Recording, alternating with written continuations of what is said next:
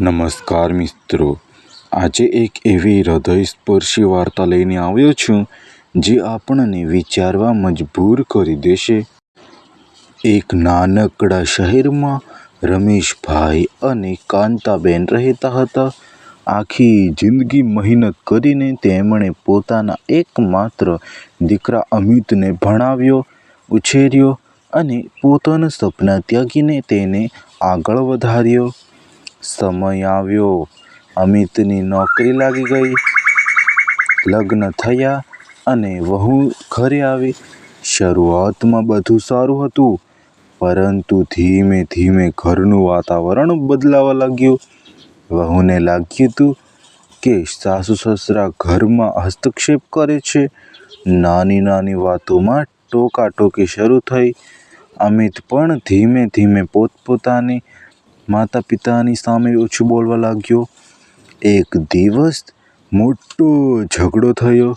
ગુસ્સામાં અમિત બોલી રહ્યો, હવે તમે બંને અલગ રહી જાઓ, અમને અમારી રીતે જીવવા દો.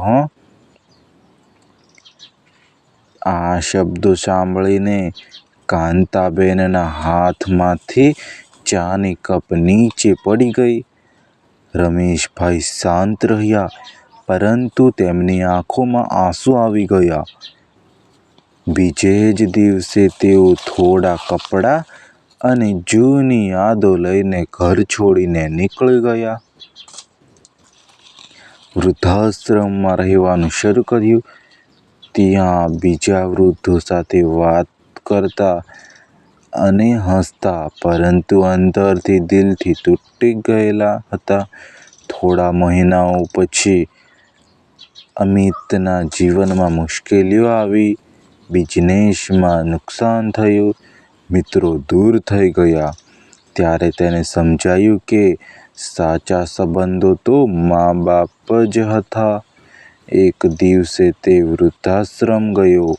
માતા પિતાને જોઈને તેની આંખોમાંથી આંસુ વહેવા લાગ્યા. પપ્પા, મમ્મી, મને માફ કરો, મેં મોટું પાપ કરી દીધું.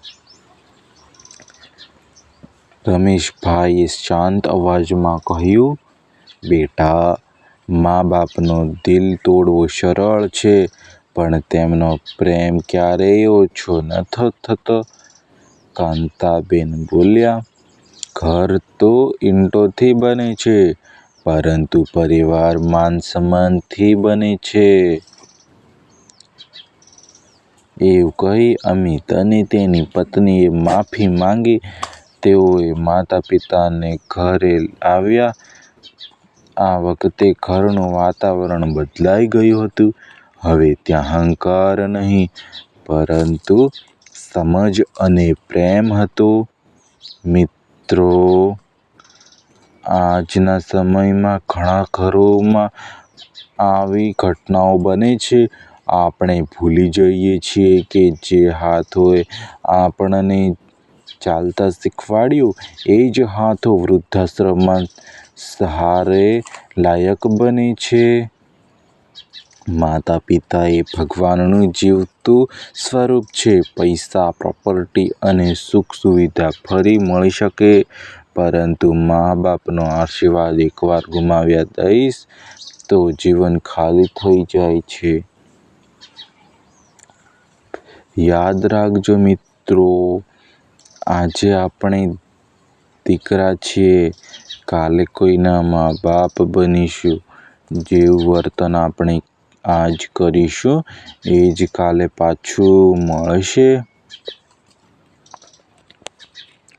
ચાલો આજે જ નક્કી કરીએ, ક્યારેય મા બાપનું દિલ નહીં દુભાવીશું, તેમનું માન રાખીશું અને તેમના આશીર્વાદ જીવનની સાચા અર્થમાં સફળ બનાવીએ. ધન્યવાદ મિત્રો.